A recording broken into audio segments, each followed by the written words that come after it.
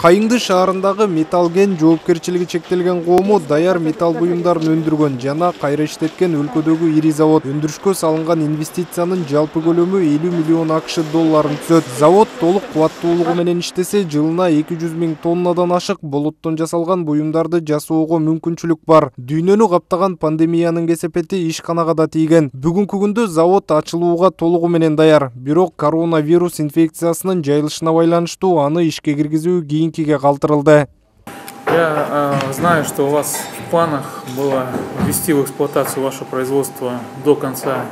Быйыл өндүрүштү ишке киргизүү пландалып, бирок COVID-19 пандемиясы өзгөртүүлөрдү киргизгенин билемин. Ишкана 2021 жылдын 1-кварталында ишке кирет деп ишенем. Кытай эл республикасынан буйрутмага берилген керектүү жабдууларды жана заводдун жумушчуларын окутуу үчүн адистерди өлкөгө алып келе албай жатканыңыздар менен кабарым бар. Өкмөт бул маселени ыкчам чечүүгө жардам берет. Тиешелүү мамлекеттик органдарга тапшырмалар берилмекчи. Проработать ввоз этих машин на нашу территорию.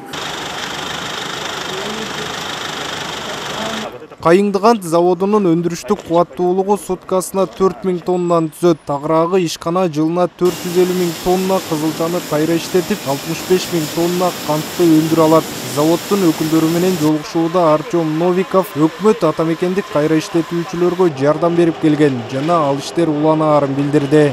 Мы намерены полноценно оказать максимальную поддержку деятельности предприятия.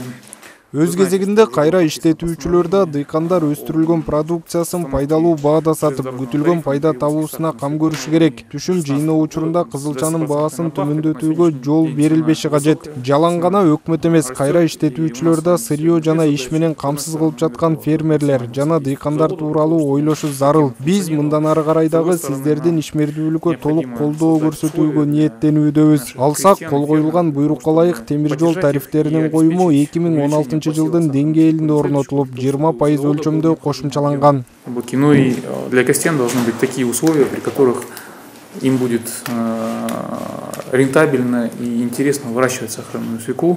Артем Новиков Карабалта тоо-кен комбинатына да барды. Анда комбинаттын жана тоо-кен өндүрүүчү компаниялардын өкүлдөрү менен сырьёну ташып келип, ишканада иштетүүнү уюштуруу максатындагы жолугушууга катышты. Өкмөт башчынын милдетин аткаруучу тоо-кен өндүрүү комбинатынын ишин толугу менен калыбына келтирүү негизги милдет экендигин билдирди.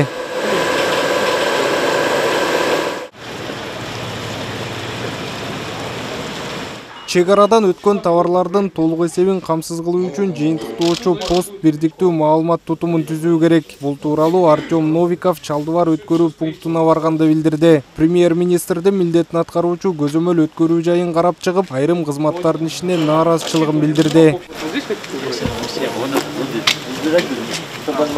На сегодняшний день стоит ключевая задача связать все системы пограничной службы.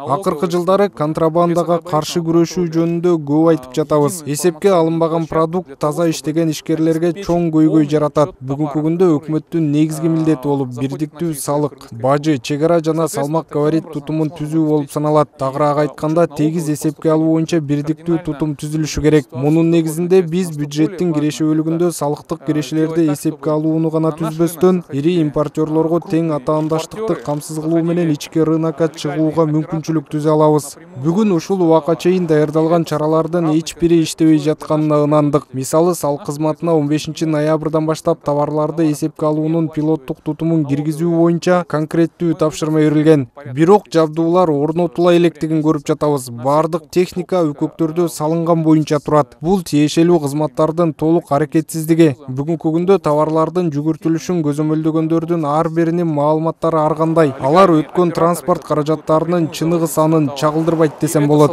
Равные конкурентные условия для наших производителей. Маалыматтар так болбогондуктан өткөн күндөгүлөрдү алуу мүмкүн эмес. Тутумдун иштебей калгандыгынан улам товарларды эсепке алуунун реалдуу маалыматтары чагылдырылбайт. Бул коррупцияны жана тобокелчиликтерди жаратат, деди премьер-министрдин милдетин аткаруучу. Коюлган тапшырмаларды аткарбаган адамдарга карата тиешелүү чаралар көрүлөт. Ошондой эле жакынкы күндөрү Артем Новиков өткөрүү пунктуна дагы келип, жаңы системанын иштешин текшерип кетээрин билдирди. Автандил Бактыбеков, СТВ.